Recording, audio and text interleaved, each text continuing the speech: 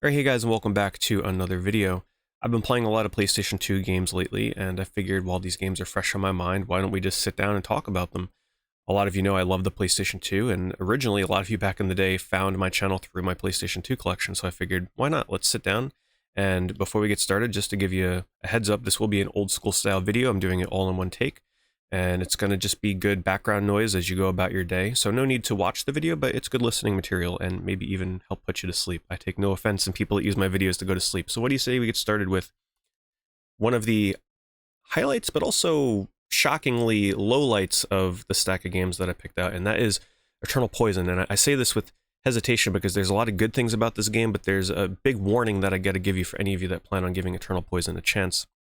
I originally picked this game up back when it first came out, and nobody cared about this game. It kind of just sat on the shelf all these years. I'm like, one day I'll get around to it, and I finally got around to it recently, and I beat it, but I'm going to say beat in quotations because this is a game that encourages many playthroughs to see the true ending.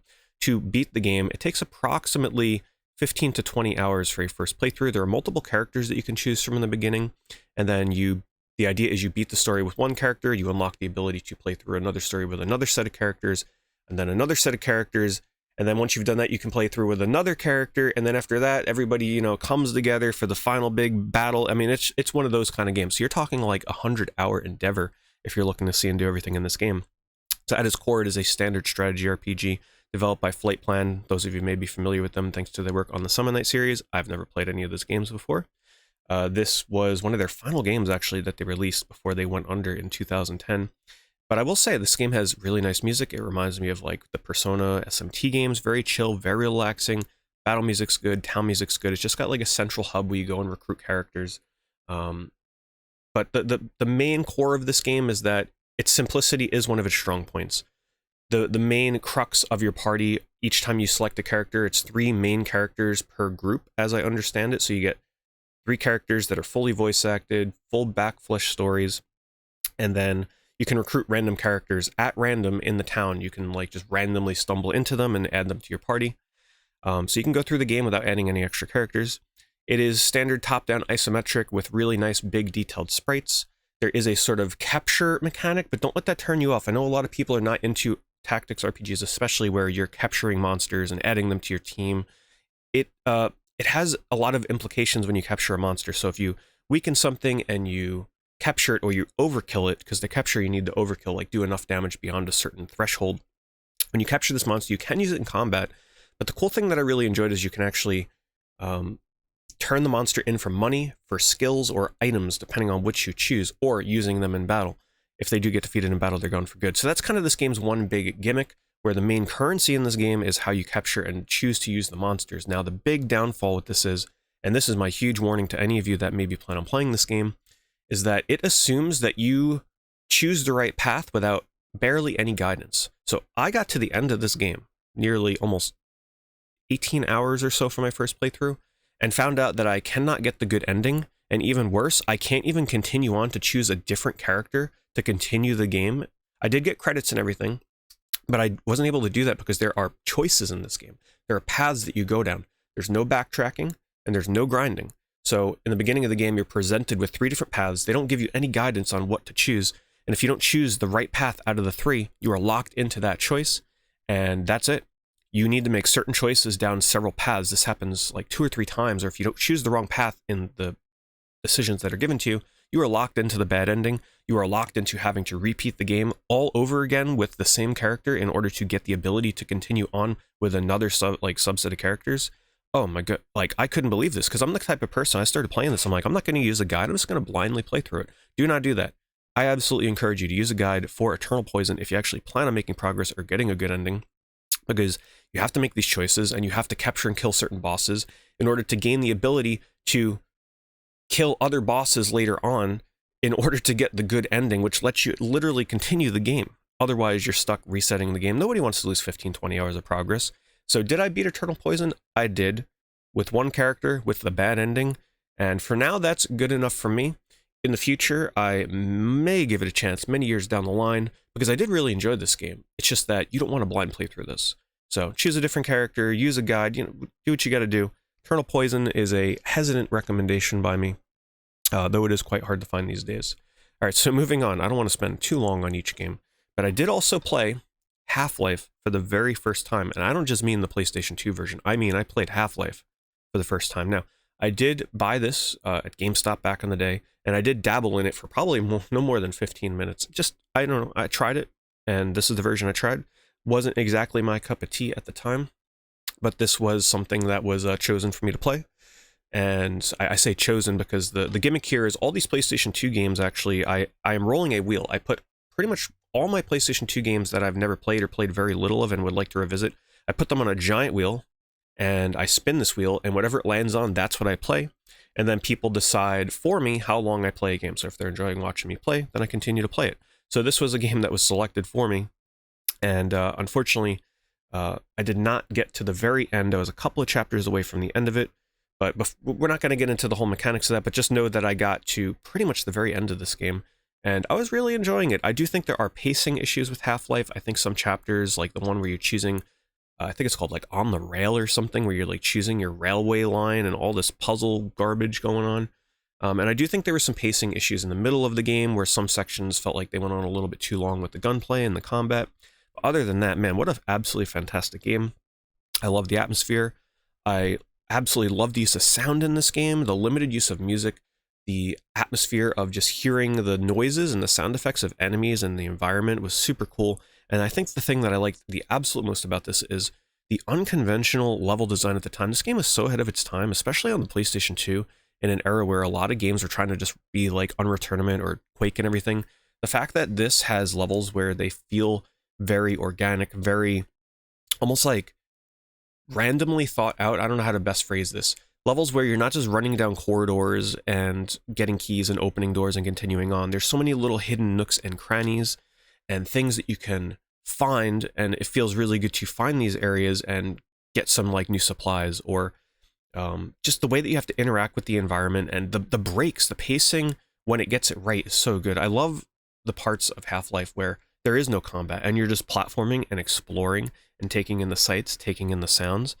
The crowbar in the beginning of the game was an absolute blast. I love just whacking everything with this. The freedom to kill NPCs I thought was really cool, especially because there were times where I killed them just for the fun of it, and my progress was halted. I couldn't continue. Like, you got to be careful who you kill in this game. Make sure you keep up some backup saves, because you definitely can kill some NPCs just having fun, and then you can continue the game.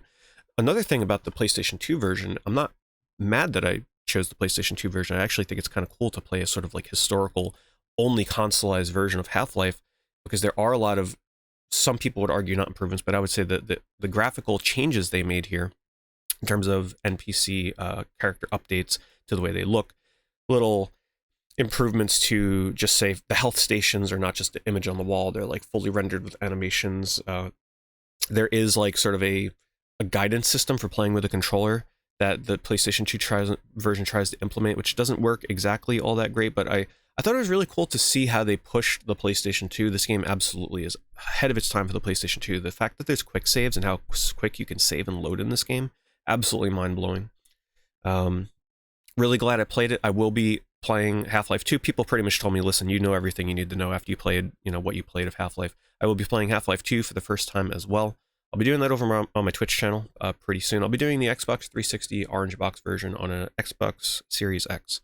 So that should be a lot of fun. I did play Half-Life 2 for a very little bit back in the day, but I mostly bought Orange Box for Team Fortress 2 and Portal, and Half-Life kind of just got pushed to the side. I know that sounds crazy, but yeah, really enjoyed my time with Half-Life. Really respect this game and all the hype around this series, and I totally get why people have been just going crazy waiting for Half-Life 3 after all these years. Okay, next big one is Blood Will Tell. Finally got around to playing this. This is something that I picked up at a convention many years ago for a ridiculously low price. We're talking like, I think $70 or something. Right around the time when people were starting to discover how hard this game was to get.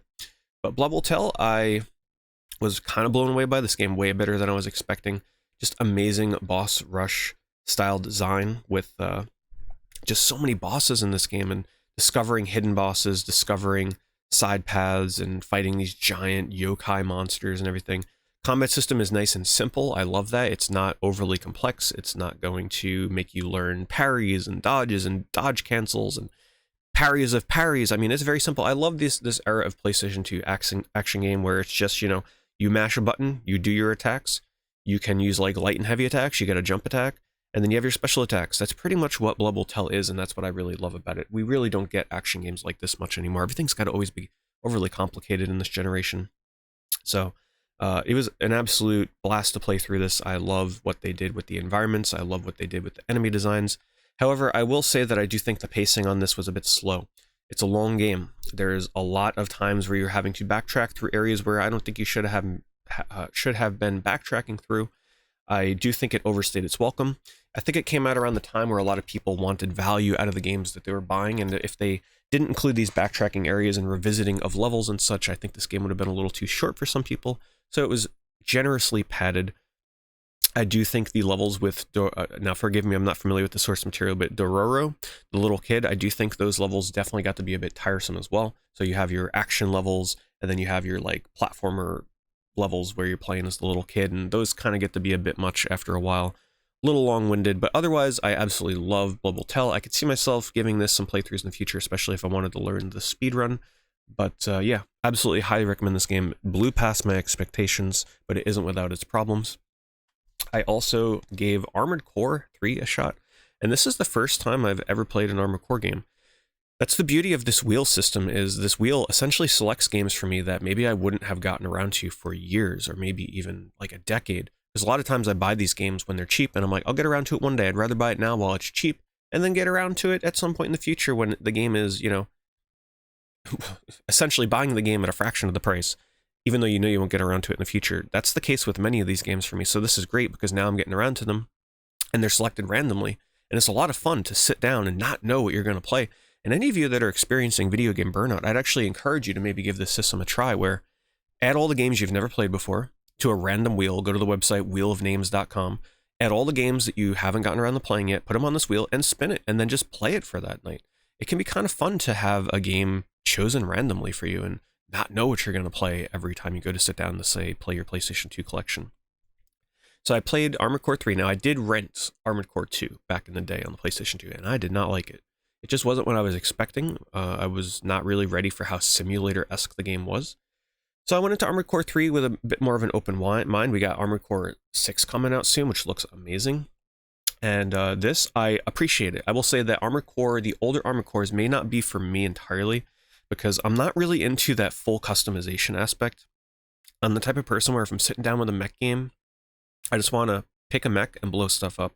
The whole like Gran Turismo side of things where you're picking parts, putting things together, min-maxing stats, that's not really my thing. And unfortunately, Armored Core 3 didn't really help convince me otherwise. It's just something, it's just one of my quirks, unfortunately. The game itself is awesome. The music is amazing. The atmosphere oozes with atmosphere, thanks due in part to the music. And the explosions and the use of lighting in this game, I mean, wow, did this look amazing on the PlayStation 2. But it just, I don't like the tinkering in between, and it's kind of necessary for Armored Core unless you're cheating and kind of like looking up recommended builds to kind of get through the game. You will be spending a lot of time in the garage and customizing, which isn't for me.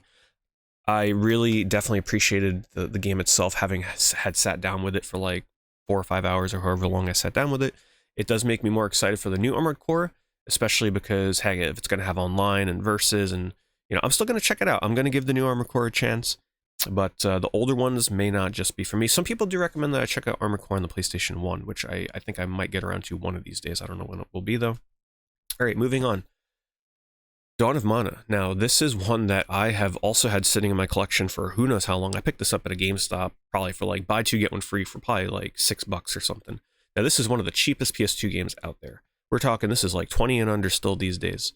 So I wasn't expecting much, and this is just an example of, you know, they have the saying, don't judge a book by its cover. Well, don't judge a PS2 RPG by its price, because this blew me away, actually. This, I couldn't get over how cool this was. I was unaware that these later Mana games, now I'm not a Mana game expert, I've dabbled in some of them over the years, but not a huge lot of them. But I was not aware that some of these later entries actually use physics system for their combat. So the best way to describe this is, it's an action RPG. Think of it almost like a Kingdom Hearts style action RPG, because it's actually kind of based on Kingdom Hearts, believe it or not, in terms of animations and just the flow of things. You could definitely feel it and see it.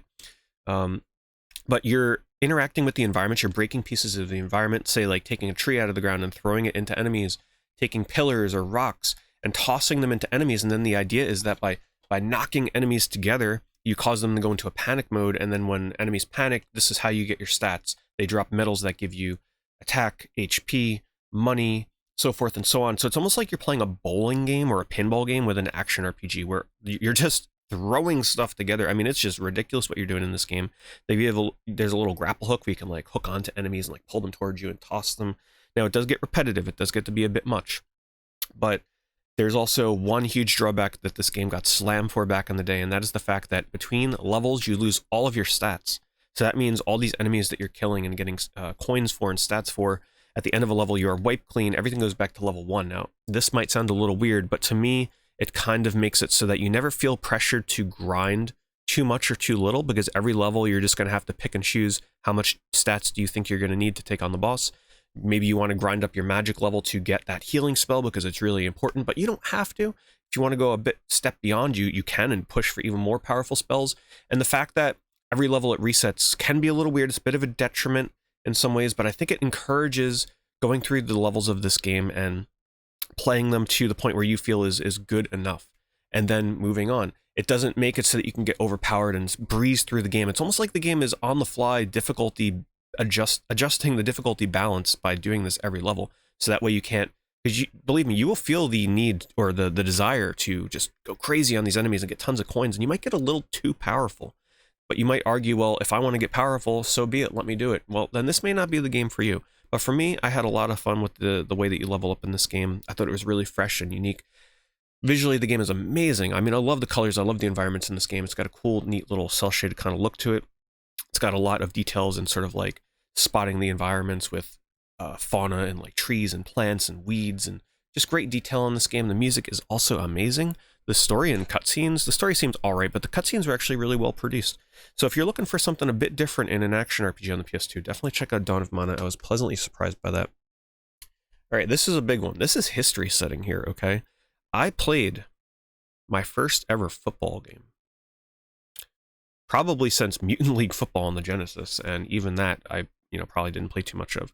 I played Blitz the League. Now this was, of course, spun on the wheel, forced me to play it, but the point of this wheel is I put games on there that are outside of my comfort zone. So I'm like, you know what, let's put a football game on there. Maybe one day we'll roll it. I just didn't expect it to roll the game this soon. So I played Blitz the League. And no, I never played Blitz on N64. I never played any of the arcade football games. I never played Madden. So this was my first exposure, and let me tell you, someone who does not watch or follow football, this was overwhelming. Having to figure out all the terminology, how to actually play football, learning what the heck first down meant, 30 yards, getting 4 downs every time you get to that 30 yards, and then figuring out the plays and figuring out how where you're able to punt the ball and where you're not able to punt the ball, and all these crazy rules. Like, this was overwhelming for someone that doesn't follow or play football games. This game assumes that you know what's going on. They assume that you know what football is. So I went into this completely blind, and I was like, whoa, this is a lot, but I stuck with it. I've played this game for 5 hours so far, and I'm 3 for 3. I've won 3 games. I've lost 3 games. And I have to say, I'm pleasantly surprised by it. Football games, I can see the appeal. It feels really good when you choose a setup, and in your mind, you're like, you see this graph and you see all these different plays, and I'm still struggling with the concept of like, okay, looking at the arrows and like showing who your players are and where the play will go. But it feels good when I look at a play, I read the brief description they give me, and I'm like, okay, and then I choose the play, it happens, and then it works out, and I catch the ball and get a touchdown. I gotta say, it was pretty fun. I'm still very overwhelmed. I still get very flustered in terms of not knowing all the rules of football. But I will say that I never thought I'd have fun with a football game, but I definitely had some fun with Blitz the League. I love all the weird stuff that's in here too, with the story where you can like hire. You can do some questionable things in this game, to say the least, like just injecting your players with some not legal things to get them back on the field, or hiring some help, I guess we'll say, for the enemy team overnight to keep them busy, so that by the next time they come on the field, they're a little worn down, if you know what I mean.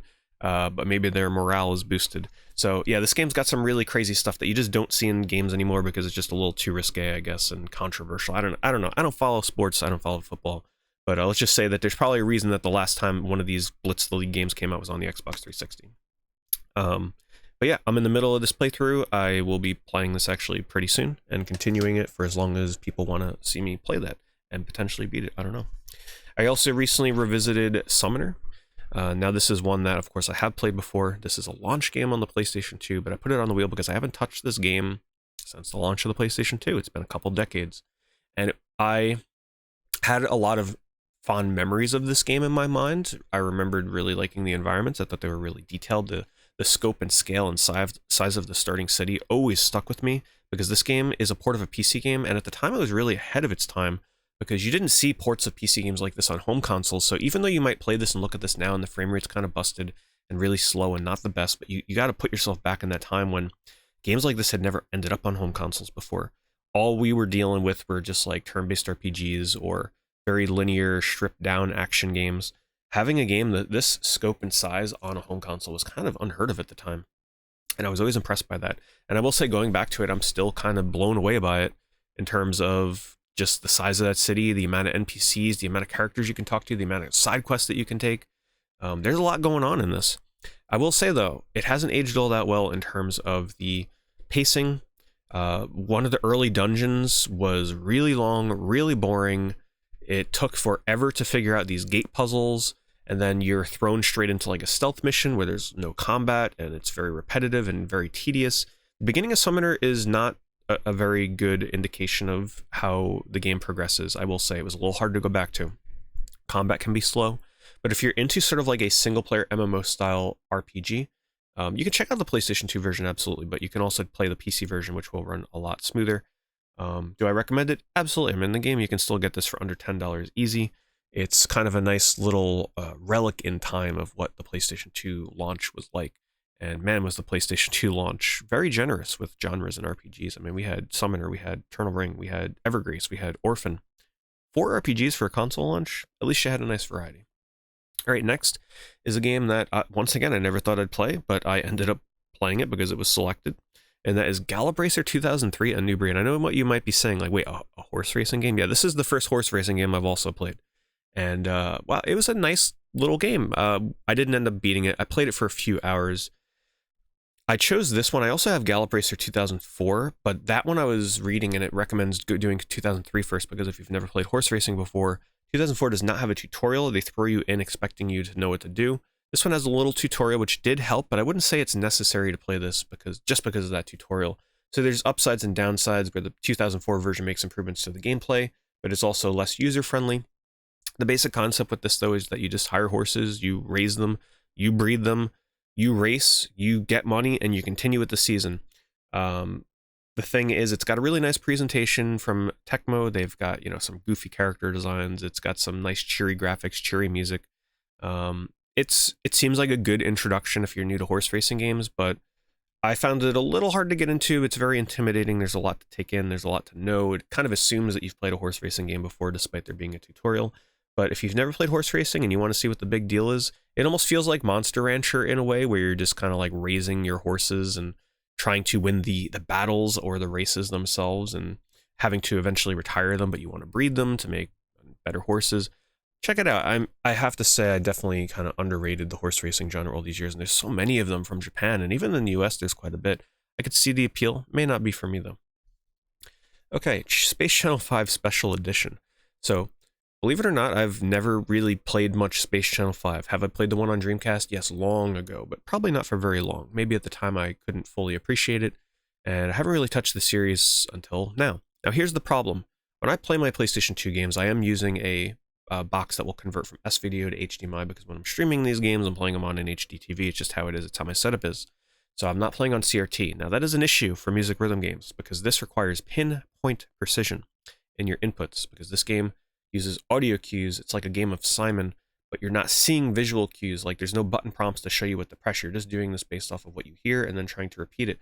But this game is notorious for having really difficult to hear audio cues when it comes to trying to mimic what you're hearing in the music. And I struggled with this big time. It was getting me quite frustrated, actually. I couldn't even get past like the first level or two. The bosses were just too ridiculously hard when playing on a HD TV. So for any of you that were thinking of picking up Space Channel 5 on the PS2, just make sure you are absolutely playing this on a CRT. And a lot of my viewers at the time were telling me that when they were watching me struggle and try and play this shit, they're like, you know what, let me boot this game up. They tried playing it on their CRTs, and even they said they couldn't even, like, there were people spending 20, 30 minutes and they couldn't get past the first level either, or even get to the boss, because the timing is so hard. So I don't think the timing in Space Channel 5 has really aged all that well. I would love to see this series come back, though, with maybe just like a tad more leeway in terms of the button timing, because I love the style. This game oozes with style. I love the characters. I love the music. I just love the swagger of this game. I mean, it's really fun. It's cool to see in action, but it needs some work in terms of the timing. If you're a big fan of the series, though, you know, I'm sure it's worth the grind to get better at it. But for me, just wasn't feeling it. Chaos Legion. I got the rare limited edition. Look at this, all these stickers. Hollywood Video, where they do their own custom cases on the back. So this is the first time I played Chaos Legion, and I have to say, a lot of good points to this game, but also a ton of bad points. So at its core, it kind of feels like it's a Devil May Cry-esque, you know, typical Capcom-style action RPG, where the gimmick in this game is that you can kind of like summon these, I forget the terminology, it's been like a few weeks since I played this, but you can summon these sort of like ethereal creatures that can come and do attacks for you. But the idea is that it's rock, paper, scissors style, where certain enemies are weak to piercing, certain are weak to like swords and all this kind of stuff. So you're always juggling your different powers, but the problem is you have to kind of preset this before going into a level. So if you choose the wrong stuff, you can kind of get screwed on that part where you're like, all right, time to reset the level because this is too hard. But the main issue with this game is all the enemies are based around these like spawn points, where it's not your typical, like you start the level, all the enemies are kind of scattered throughout and have a thought process behind where they spawn in. Chaos Legion is just like, all right, let's set up these spawning points, and then in order to get past these areas, you have to kill the spawn points, but you're getting flooded with so many enemies that trying to get rid of these spawn points is really infuriating. And then you're dealing with like having to micromanage the summons that you also use for combat, where you can like tell them to stay here or follow you or attack these enemies over here. So it's almost like you're playing an action version, a Capcom action version of like Pikmin paired with Devil May Cry. I know that might sound really cool, but at the same time, it's not for everybody. It gets to be really overwhelming during some fights where you're just, you know, you're in this battle for like 15, 20 minutes and you get taken out at the last second, and it's like, okay, good luck doing the whole level again. So if you've got the patience to learn the intricacies of the combat, there's a lot of style in this game. I absolutely love the visuals, the music. It's got that cool sort of like early 2000s vibe to it that is missing a lot from games today. You just don't really see too many games around this style anymore. You know, it is a simple game. There's not too much going on with the combat, but at the same time, the simplicities are what make it challenging because of all the micromanagement and the rock, paper, scissors-esque gameplay. Could have been improved quite a bit by just having better checkpoints and not using spawners as much as they do to deal with combat. Would have been nice to just go through these linear levels and kill enemies and move on instead of having to always deal with destroying these enemy spawners. So Chaos Legion, bit of a middle of the line one for me. And last but not least, something very nostalgic for me is Roller Coaster Tycoon, or Theme Park Roller Coaster, or not Roller Coaster Tycoon, Theme Park Roller Coaster. I'm a big theme park fan. I was a big fan of the original, and this is one that I did play back when it first came out on the PlayStation 2, so I had a lot of fond memories for this, but I wasn't ready for how overwhelmed this game was going to make me feel. I booted it up for the first time in a long time, and the tutorial is breakneck pace. They're like, you start playing, and it's like, all right, build this ride, and then it's like, okay, it's broken down, hire somebody to fix it, and then it's like, okay, this person's getting underpaid, pay the mechanic more, and then you hire, and you know, it's like, you need more mechanics, so hire more mechanics, and then they're like, well, you're not making enough money, so you gotta like raise the payment of the people that you hire, and then it's like, wait, you're losing too much money, people are getting sick, hire more janitors, oh, this broke down over here, okay, no, like, oh my, woo, man, if you maybe I can't micromanage as much as I used to, but I don't remember feeling that overwhelmed when I first played the game. Man, it's just, it's a lot. So if you're into these kind of theme park sims, I will highly recommend this for you if you love that kind of non-stop pressure to improve your park. They really don't give you time to take in the park building aspect in this game. It kind of throws you in and can feel very overwhelming. But yeah, if you like the original theme park, I think that was the last theme park game in the series to come out. I could be completely wrong on that, but in terms of the one that is bearing the traditional black and white theme park name, this one right here, I do think this was the last or one of the last. So if you're feeling nostalgic for that time of more simplistic park builders rather than what they have become, where it feels like, you know, it just might be a little too much for most people in terms of what they expect from building a park. If you like the simpler times where it's just like build a roller coaster, build some rides, and then micromanage that, you know, that might be for you. Anyway, guys, that's going to do it for me. I hope you enjoyed this video. I will be playing a lot more PlayStation 2 games over on my Twitch channel, so if you survived until the end of this, feel free to come over there at twitch.tv/PeteDorr. I will have a link in the description. I've got tons more PlayStation 2 games coming up in the future, but as I play them live, you know, hey, maybe I'll continue to make these videos if you guys seem to enjoy it. Anyway, thanks so much for watching, and I'll see you in the next video.